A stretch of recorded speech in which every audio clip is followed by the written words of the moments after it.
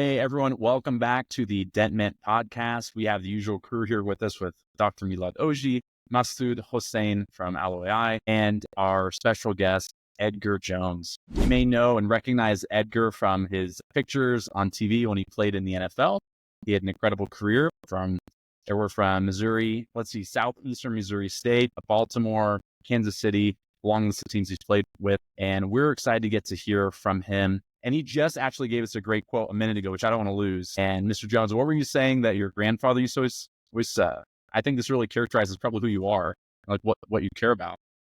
Yeah, he was basically saying that character is currency. You look at currency and how important it is in just the way of life. And I've seen people get in the room because of character, and I've seen people leave out of the room because of bad character. And when I think about the relationships still hold strong in my life with individuals I play sports with that's coached me, even through school, they're individuals with just high character. And even when we dive into leadership, characters, it's everything. It's everything. So that was one of the porch sayings my grandfather said to me. I actually have a question for you kind of from that. You made a comment when we were hanging out for a minute before we started, and you said you care more about who people are than what they've done in terms of how you know people. Mr. Jones, how do you want people to see you? Because I'm sure you get introduced a lot because of the things that you've done, but how do you want people to see you? As a man first that lived the message he spoke about, that he cared about his family, he cared about the people, anybody that was in front of him, anybody he got a chance to interact with, regardless on what walk of life they came from, regardless on what they had done or accomplished in his life. He treated everybody the same. And to be that guy that I just ease a little light in the room. I ease a little light in the room to get people to see their potential. Because it's not about me. However, I have to share my story because the most important story you can share is yours. And we all have our testimonies and our stories that people connect with. So I take people on a journey of my story, but I'm always thinking about, how do I bring this back to the audience? How do I bring this back to the reader? How do I bring this back to the person that's watching this video to get them to see their potential? You talked about it at the beginning about me playing the NFL, but my signing bonus was $250, not $1,000. That's $200. That's never the narrative, right? That's not what people talk Yeah, about. they ain't on Wikipedia. That's $200 bills and a $50 bill, So my number was number 64 as an outside linebacker. Now, let me break this down and what that means. That's not a pretty number for an outside linebacker. That means you have little to no shot of making this team, which the equipment guys, when they gave me number 64, I asked them, did you guys even think I was going to make the team? They was like, no, we didn't. Just gave you a number. So for me in my life has always, for the most part, been the underdog, the guy having to fight for it, work for it, against all odds. And most people, when you talk to them, when you get a chance to hear their story, at some point in time, they really had to fight for it and work for it. So when I go speak, when I do a video, I want people to see their potential. First, what's been placed deep down inside of them. And out of that, once they understand that, then they can truly start to understand their impact that they have on the people around them as well. But first, you have to go in. When you talk about helping people discover your potential, you're obviously an inspiring guy. I like to think in terms of even Strengths Finders gifts. You obviously are. You have the ability to move people probably toward a vision, even for themselves. Mm-hmm. What kind of pushed you? At what moment did you really discover that you had a gift for that? When I got out of sports, when I retired, I didn't want to stop. A lot of times when guys get out of sports, they retire at that level because it's the 1%. Most guys is just like, yeah, I'm going to ride off in the sunset and that's it. Well, that wasn't the case for me. I don't come from my upbringing is, I grew up on a farm, hunting, fishing, driving tractors, and building a very blue collar life. So when I retired, it's like, what's the next mountain I'm going to go climb? And one way I can do that is by putting myself in an environment where I don't know a lot and I can learn. So one of my pillars in life is a growth mindset, curiosity. So I had a chance to work with the technology company, and that was just an eye opener. It gave me a chance to be at the table, to listen to the decision makers, to hear some of the things they were navigating through. And I got a chance to be on a call with developers as well. And I'm like scratching my head, like, what are you guys talking about this platform you're developing? However, my role there was mostly in the space of coaching. And then I'll digress and go back for a second. While I played, I was always speaking as well. And it just feel like life gives you moments. Maybe it's someone that comes in your life that says something. Maybe a person taps you on your shoulder and is like, hey, you said this other day. It really meant a lot. And for me, during that time with the technology company, it just really hit me that, hey, this is something you can do all day. And if I didn't get paid anything for it, I would be okay with it. And I just felt alive. And I felt alive because I saw people start to understand and people get it when I was speaking, talk. So it made me feel good. But then when I was able to see how well it made someone else feel, that right there, like you can't put a price tag on. That's amazing. And maybe this is I don't know how else to say it, but did you enjoy speaking and communicating more than playing? Or for you, you're obviously a highly competitive person. Did you enjoy the competition just as much as speaking? Yeah, it's hard to get the same feeling of playing in front of 75,000 people and it's kickoff at 1 o'clock, you know. Yeah, we can However, relate for yeah, sure. yeah. I will say this. Before every game, I was nervous. Before every time I get a chance to make a video, before every speaking engagement, before any workshop, I'm nervous. My heart rate is high, my mouth is dry. The preparation, I do it the same way that I looked at it when I got into sports. Before the game, my preparation. So when it comes to me making videos, speaking workshops, I take the same approach with preparation. And I get that feeling of like the thrill, of the excitement, how much more I can learn. And you have to be on top of your game. You know, it's the same feeling of playing in the NFL. You have to be on top of your game. So I look at it the same way. And I'm also realistic as well to know that I'm human and I will fail. In the game, I'm going to make mistakes.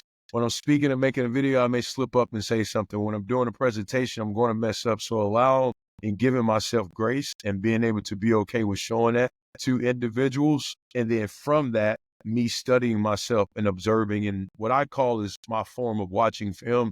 NFL players spend a lot of time watching film. We watch more film than we actually practice. And the most important thing of film study isn't so much about what the offense is doing or what the defense is doing. The most important thing of film study is being able to look at yourself, studying yourself. So when it comes to, back to your question, when it comes to me speaking and doing workshops, etc., just a student of just how can I improve and how can I get better and show up to people to give them the best version of myself.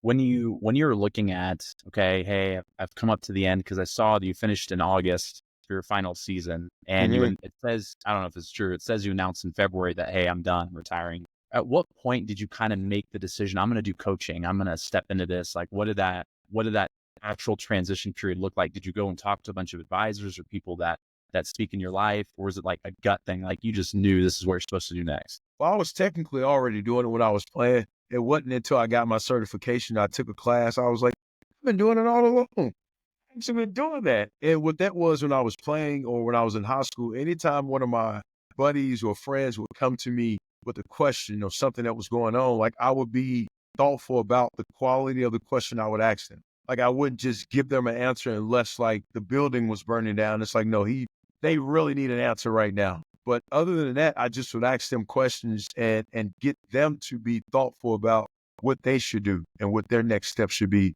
So that was my journey from high school, since I can remember, even in the professional side it was. And then as I transitioned out, when I got my certification through John Maxwell in speaking and coaching, I took those classes and those modules and they broke down like the foundation of coaching. I was like, man, I have been doing it all alone. And then what it also helped me to realize was I had great coaches around me when I played in the NFL and I played sports. I just didn't realize that from a standpoint of like, here's like the playbook of great coaching.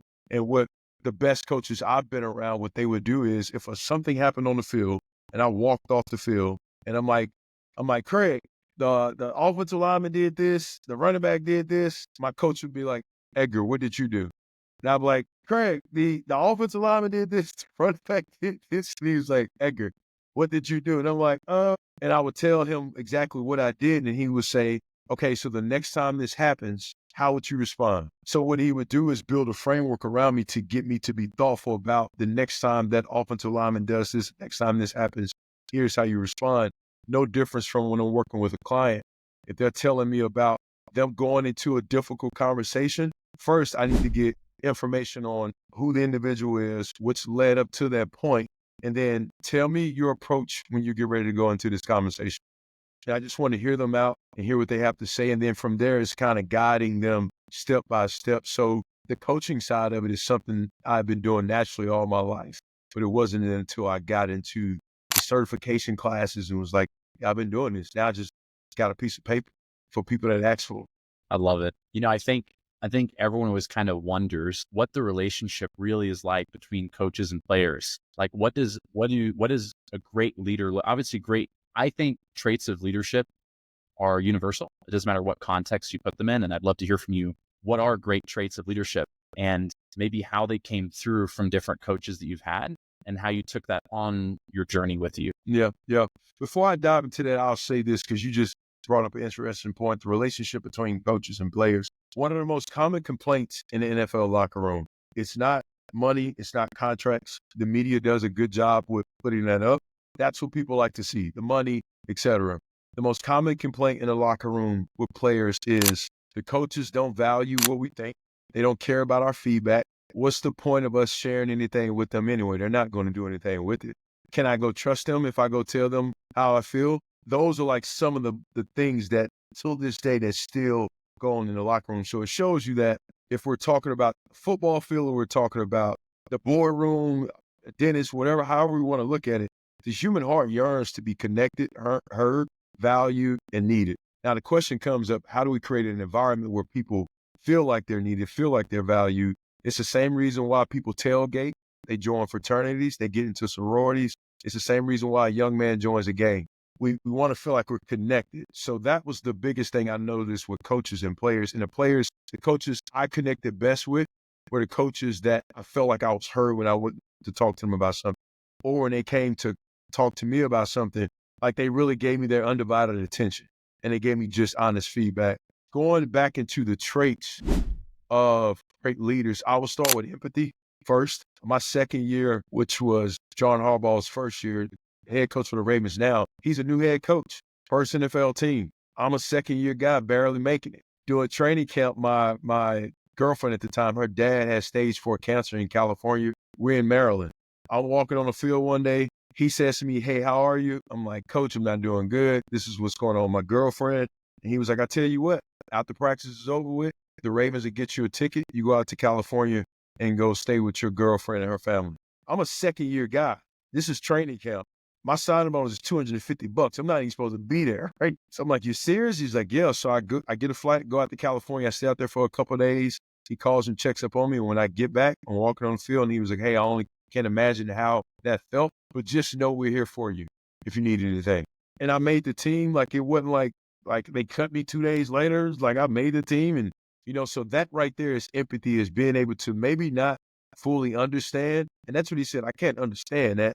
However, we're going to provide you with the support and the resources you need to help you get through this situation. So the first I'll start with is empathy. I also go with integrity. Just doing what you say you're going to do. Because if you give a great message, but you don't live it out, you confuse people.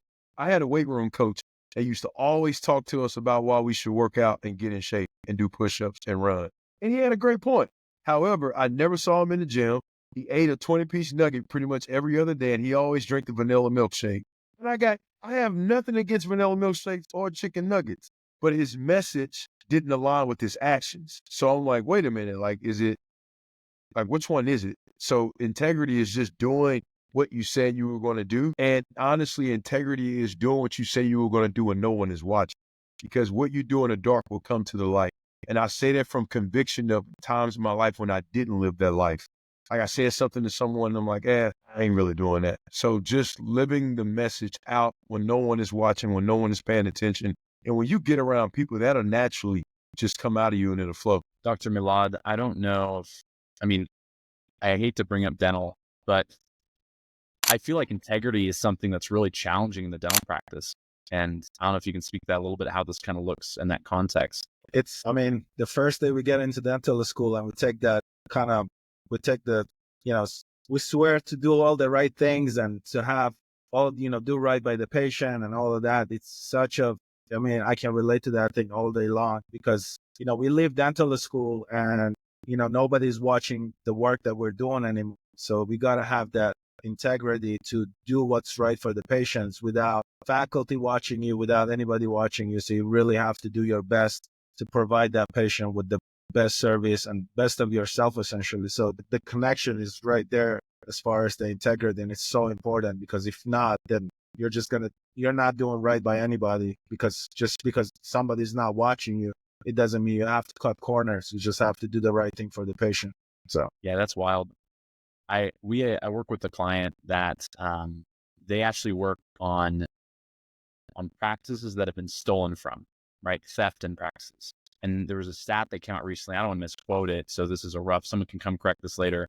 I think it was like 30 to 40% of practices will be stolen from by an employee at some point. And so, man, I hope everyone that's listening to this is hearing Mr. Jones' words: integrity.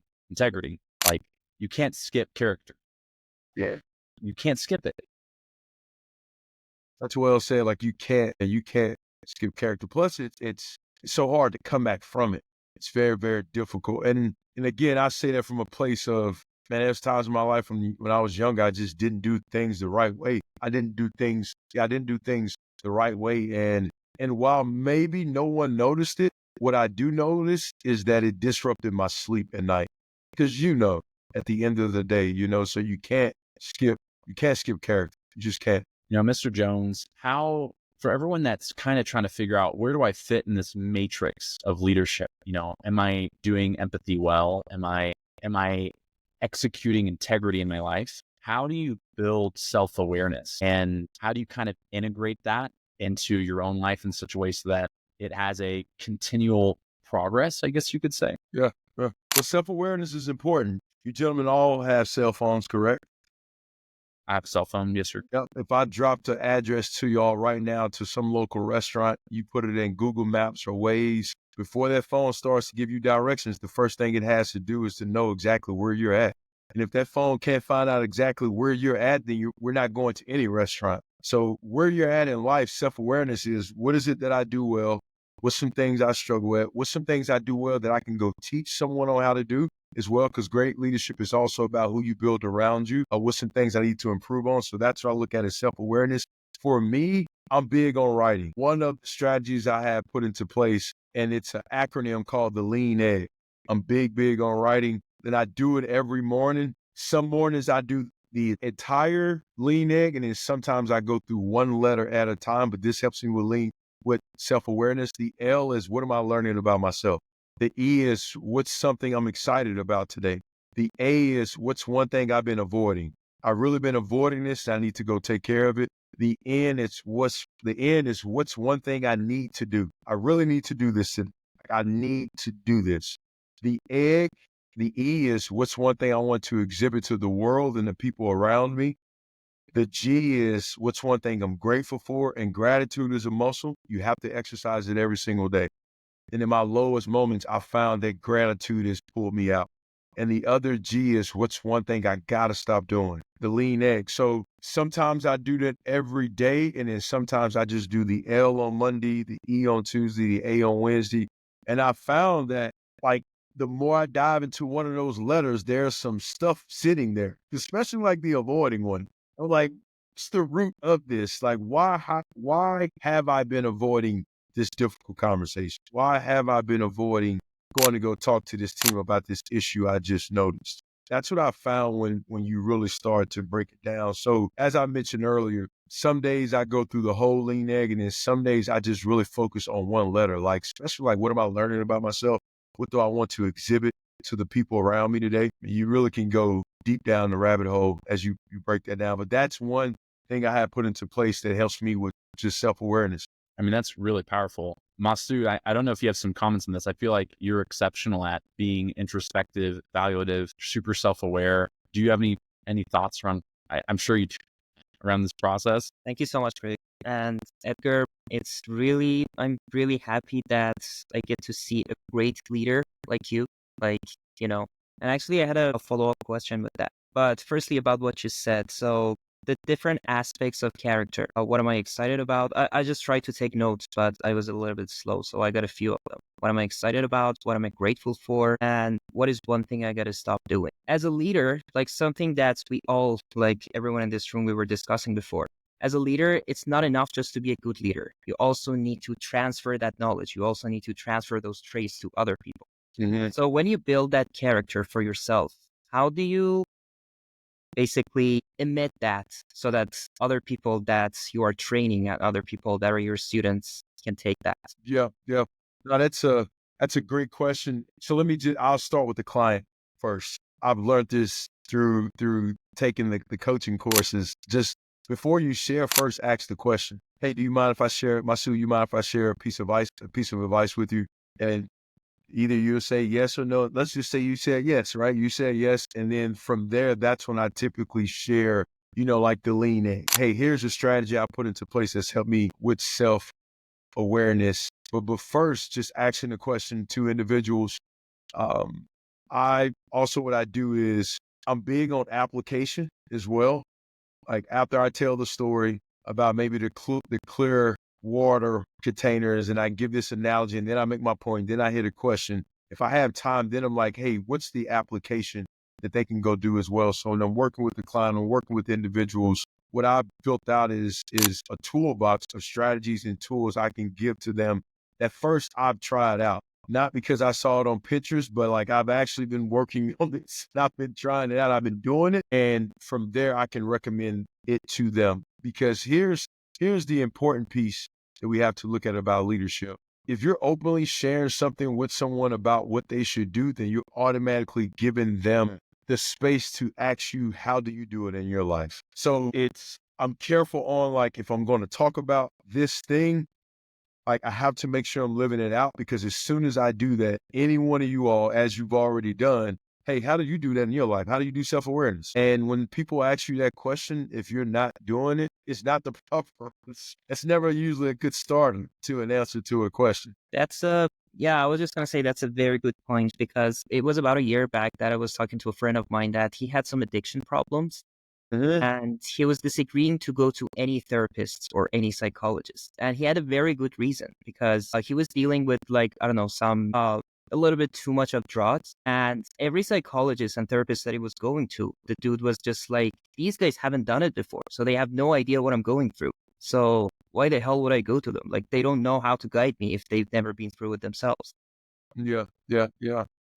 That's always tough as well. Right? It's my grandfather used to always say this thing that a giraffe doesn't understand a fish. It's like, what? Man, I like your grandfather. I never met him, but I like this meme. Hey, I I'm agree. 9 years old. That's awesome. I'm 9 years old. We're sitting on a front porch with hounds. Like, I grew up in a town where the population is 3 chickens, 1 egg. Like, it's a small town. So, like, dude, I have like a ton of like stories and old sayings that, like, as an 8-year-old kid, a giraffe don't understand a fish. I'm like, he just randomly said it. But now it makes sense, because, like, the giraffe is like, dude, I'm up here eating leaves. What do you mean put my head underneath water? Fish is like, yeah, you should come underneath here. So it's something to say about having people that understand where you're coming from. However, I will say this. There's a book called Alien Thinking. I'm not certain on the acronym of the book. And one of the things the author said in the book is, a lot of times we talk about traveling to uncharted waters. We talk about going to different places. And one way we can do that is by seeing out of the eyes of another, different perspectives, right? So while I am understanding of the giraffe doesn't understand a fish, I'm also too that at times, man, you can learn a lot from anybody if you're open. You can take a piece from anyone that may share something with you as well. So I do understand that part and what your buddy was saying, especially on the addiction side of it as well. But Mr. Jones, there's one thing that I can't find an analogy to basically starting a company and starting that kind of adventure. Mm-hmm. Basically, when you are going into a new thing and you're gonna basically build out something from nothing, there are so many things that you have to learn. And as you're learning, you have to teach other people in your team. There's a whole team that you're tagging along yourself. And you can't know everything from the start. Mm-hmm. Like, there's no one in this world that would know everything. And there are so many different things that you have to do when you start something. Like, I lived through it, and it's so much pain. But at the same time, you have to be leading without knowing, which is exactly like the opposite of what we just talked about. So what's a good way to approach that and be successful at it? I don't know if that makes sense. Like, Well, see what I mean. yeah, tell me what is, when you say leading without knowing, break that down for me. Yeah, leading without knowing. There are many different aspects of basically a company that you have to take care of that you've never done before.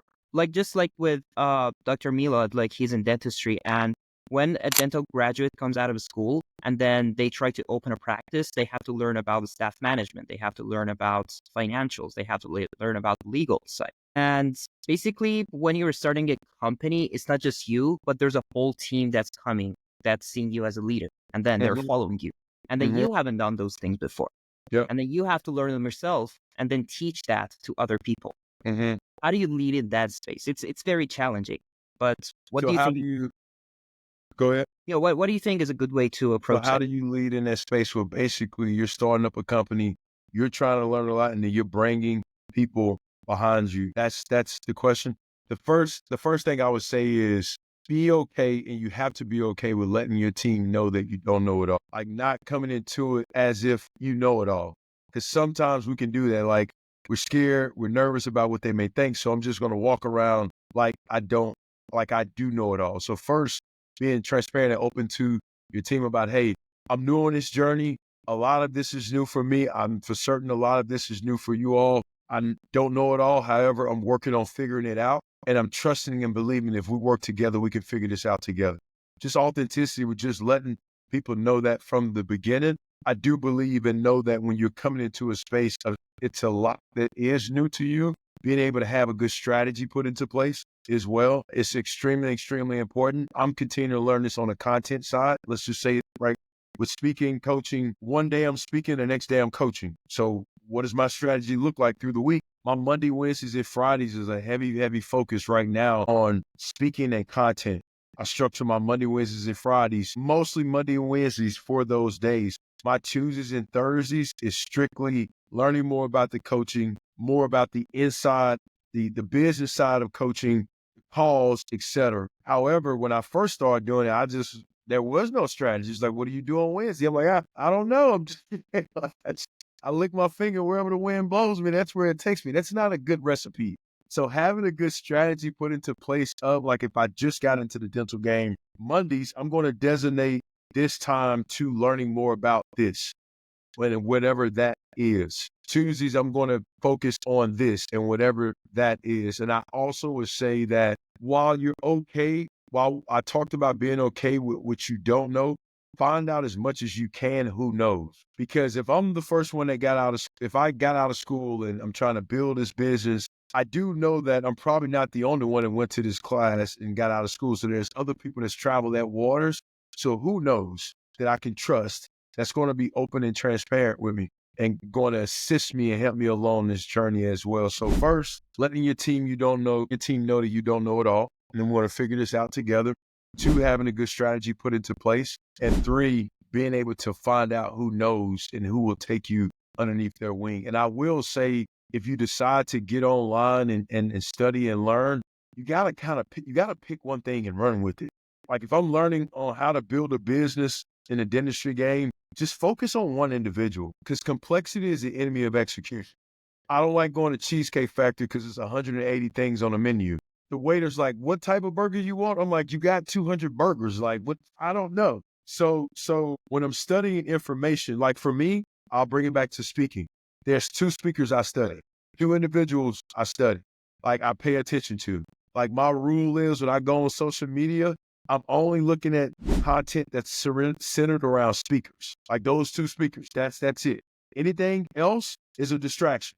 And your competition isn't your enemy, your distractions are. So limiting my distractions to say, okay, I'm going to focus on this one person when it comes to building my business on this road to being a dentist, not focusing in on 5 people because we only have so much time in a day. So being able to take this and reduce it down. And I'll also digress and go back to the great teams I've been around. They're really good at limiting distractions, especially as we start to get into playoff times.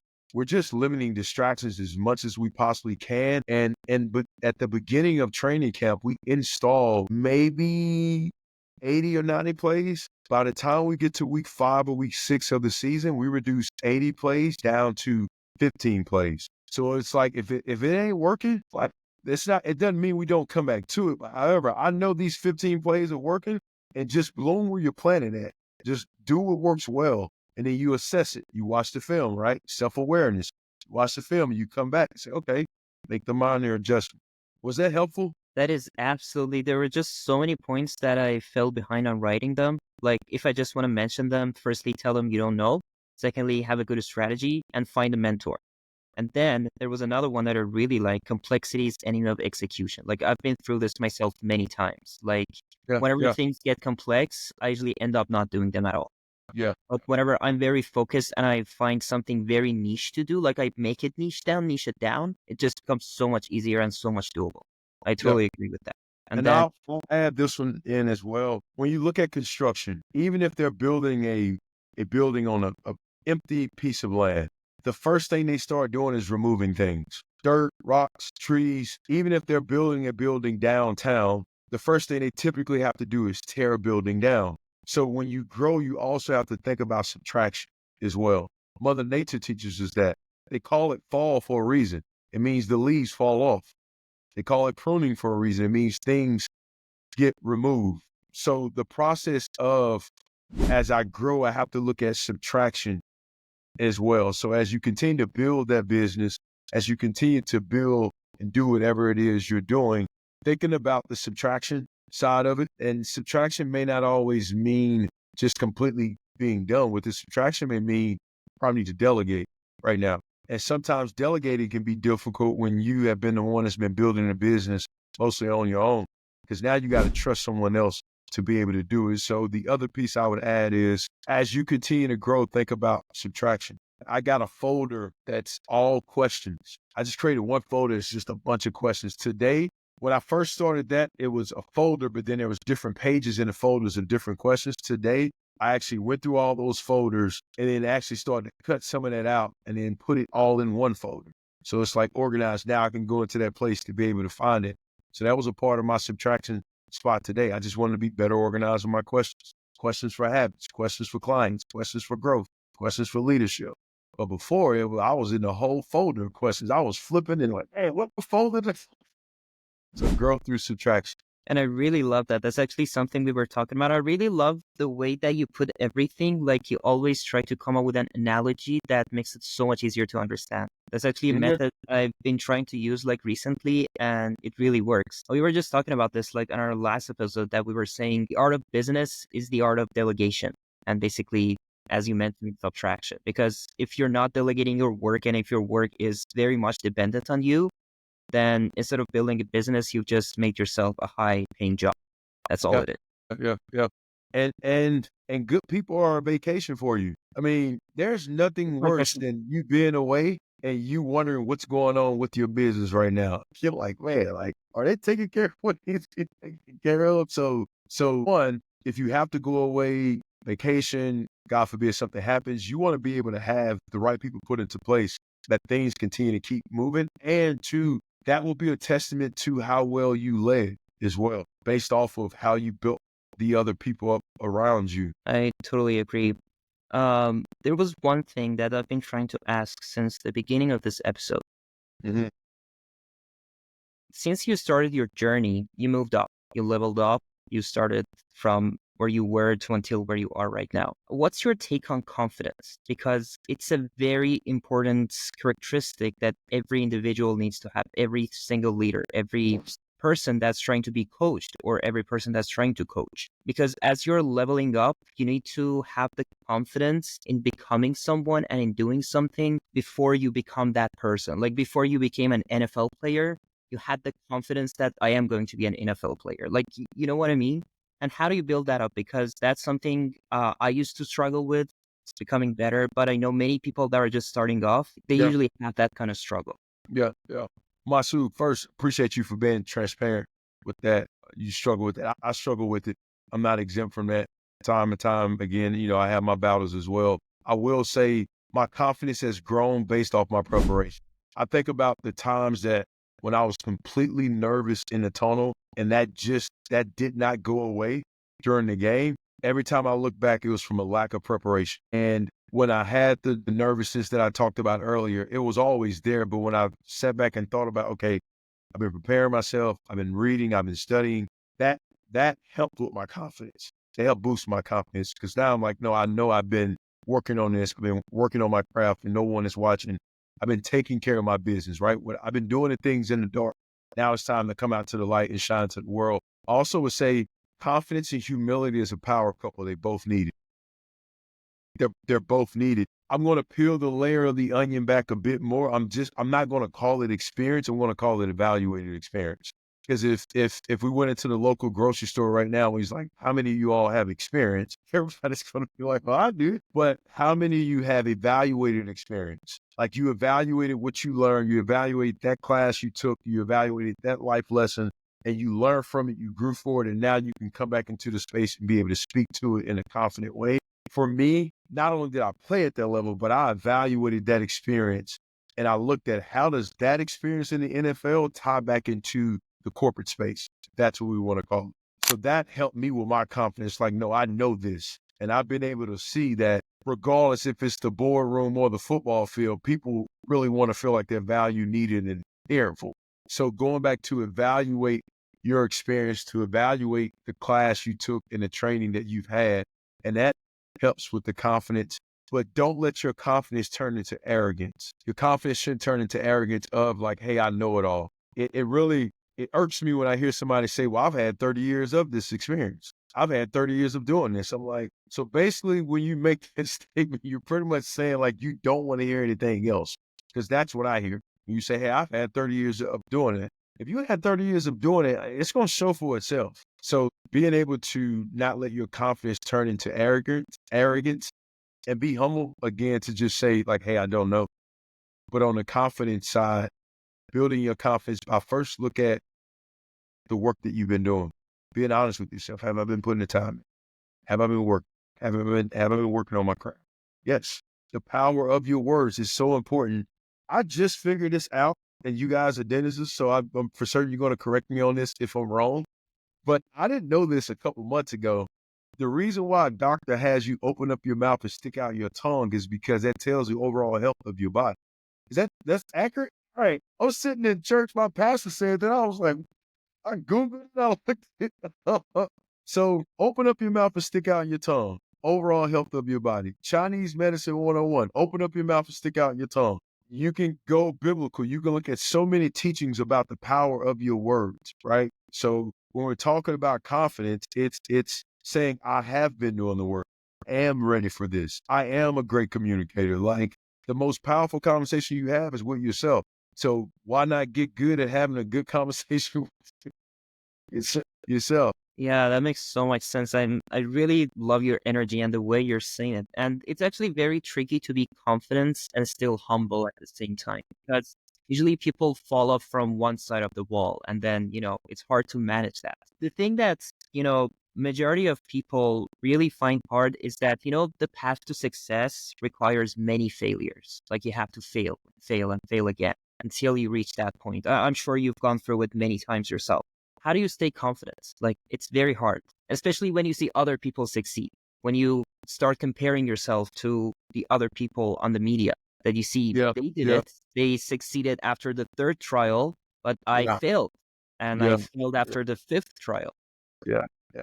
It's hard. Comparison is the thief of joy, and what, if we're going to talk about social media for a second, here's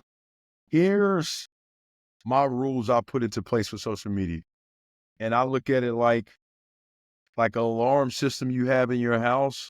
You put a passcode on your phone. You put certain things put into place for your debit cards and your credit cards. My rules with social media is either I go on to post, I go on to comment, or I'm going on to look at those speakers I talked about earlier that I studied.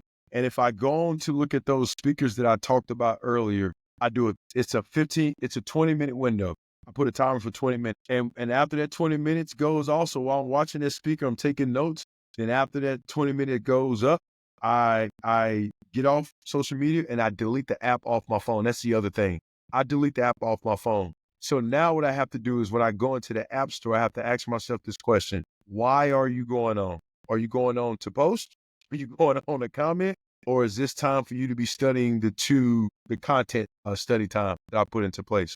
That helps me put a good strategy into place, because if I don't, then I'm going to go down a rabbit hole and it's going to be comparison. I'm going to start feeling lesser than. I'm just going to be like, man, what am I doing in my life? Like, it's going to be that. So that's one of the things I put into place with social media. And it's helped me be able to focus on like what I need to focus on, then remove myself from it. But do you think it's necessarily bad to look up to people better than you? Mm-hmm. You said, say that again? Do you think it's necessarily bad for you to look up to people that are over you, that are doing No, better? no. No, I don't. It's okay to admire what someone does, but you trying to be them, that's not what you're built for. You can't compare a F-250 to a BMW. You can't compare 18-wheeler to a BMW. It's two totally different vehicles. So I need to pull a load, I'm getting the 18-wheeler. But if I need to hit 0 to 60 and that's 745, and I need to get somewhere fast, boom, I'm in that BMW. My point with that is there's a need for both. There's a need for the 18-wheeler and there's a need for the BMW. And both of them are unique and different in their own different ways. So back to what you just said, I'm going to look at my student and what you do well, and maybe I'll like take 1% of that and 2%. However, I also know there are some unique gifts and talents that's been given to me that I do really, really well, and no one can do it the way I do it, because we're all made different in our own different way, and everything has purpose in this world. The moon has a purpose. Rats have a purpose. Soul has a purpose. So I know I'm here for a purpose. Now it's going deeper into like, what does that purpose look like? But you cannot compare an AT-wheeler to a BMW. They're two different vehicles, but there's a need for both. Man, I love it. My granddad said that to me as well. I was going to say, I want to make sure we're respectful of your time, as we're coming up kind of close to an hour. And, I have one last big question, and if it shoots off into whatever sparks, in your mind, please go for it. But, what is one thing you would like the audience to take away? Maybe people are going to watch it tonight, right? Look back through this. Maybe Masood was saying, myself, maybe it's someone in a couple of days, maybe it's someone years from now looking through a YouTube channel. What is something that your biggest takeaway, at least presently, because I think those things evolve, but maybe it's from your time in the NFL, maybe it's from your grandfather or your time coaching. What would you like the audience to leave with today? So as I told you guys earlier, I grew up in that town where the population is 2 chickens and 1 egg. And I remember when my uncle started letting me drive, and in a small town, it's literally 1.5 lanes. That's it. So boom, he puts me on the highway, like the interstate. The first time I started driving, he puts me on the interstate. He tells me to get in the left lane. And I'm like scared as all get out in the left lane. And I'm thinking, my mind is racing so fast. I'm thinking. And I'm driving. And then he tells me, son, get over in the right lane. Get over in the right lane. And I noticed things started to slow down. And we get back to the house. I get out of the car and I said to him, why did you put me in the left lane like that? And he looked at me and he said, son, because that left lane, it's going fast and you're thinking about a lot. He was like, the right lane is put into place to slow down. And my focus as a speaker, as a coach, when I'm doing videos, is I want to help leaders think deeply, slow down, and lead thoughtfully. And if there's anything we've become really, really good at doing, is moving really, really fast. And everybody is thinking, but it's rare that we take the time to be thoughtful. Thoughtful means to take into consideration. Thoughtful means I slow down for a second before I respond to Craig when he just sent that email out. I'm not going to react right away. So my message is, let's not just think, but let's be thoughtful. That's so powerful. And I think, and we'll be thoughtful. But thank you for laughing. I was trying to get, anyway. No, you got it. Hey, somewhere I ended up in the left lane, but hey, it's okay. Remember I said though, think deeply. Because if you start to think deeply, you're going to roll over into thoughtfulness. So we're thinking first. Yeah, it was such an honor to have you on here. We all learned so much. Gosh, we have a book full of notes. I'm really excited. Once again, I like to think forward toward what you see. Yes, literally a book full of notes. I like to think forward to the people that are going to encounter us. And then Edgar, it sounds like you're a spiritual guy. You go to church. And one of the things that was my favorite thing I ever learned is that you do it for the one. We don't know who's going to hear this that needs to hear exactly what you had to say today. And that's going to transform their leadership. It's going to transform the way they approach people, about the way they approach themselves. And so thank you for doing it for every person that listens and for each person that listens. And yeah, man, what a great podcast. Hey, thank y'all for having me. In any point in time, you guys want to have me back on, I'm all open for it. So I appreciate y'all. Thank you. Thank you so much, Edgar. And Thank you, one Edgar. small favor, can we all stay in touch? Like, Yeah. the I was things about you to say taught that. me, they're probably going to take me 10 years, 20 years to learn. So you've learned Hey, it. it's Masood. It's a pleasure and it's an honor. Here's what I say. My whole objective is to cut the time in half as well. I don't listen to too much rap music, but Jay-Z and Kanye have an album called Watch the Throne. They got a song called New Day.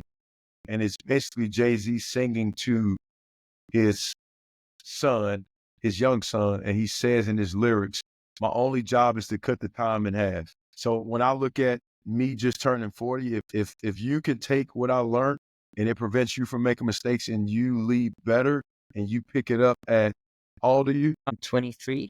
You pick it up at 25, man, we've cut the time. So now I look at it like if you got about 25, by the time you get 40, you're going to be a Jedi, a wizard. It's just so that's the whole focus, right? To cut the time in half, especially when I'm dealing with younger individuals, to give them what wasn't always probably given to me.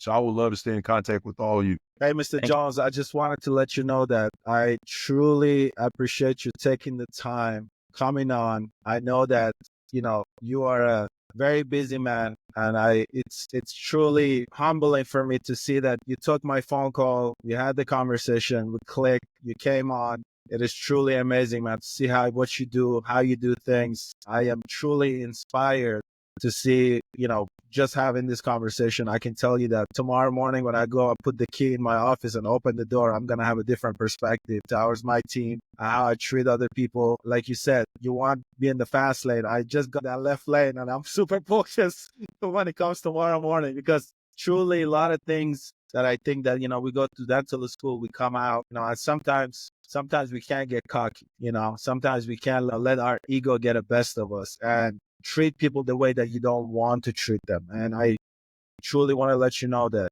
I have been inspired by our tonight podcast. And I truly, truly want to say thank you. Appreciate you.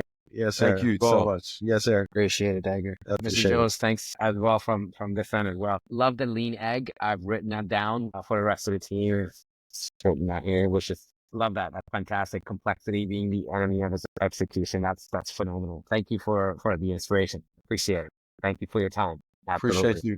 Thank you as well. Yes, sir. We'll see you next time. All right. Absolutely. Sounds good. Hey, y'all have an amazing night, and thank you again for having me on. It was a pleasure meeting you all. Yes, sir. Thank you. It's an honor.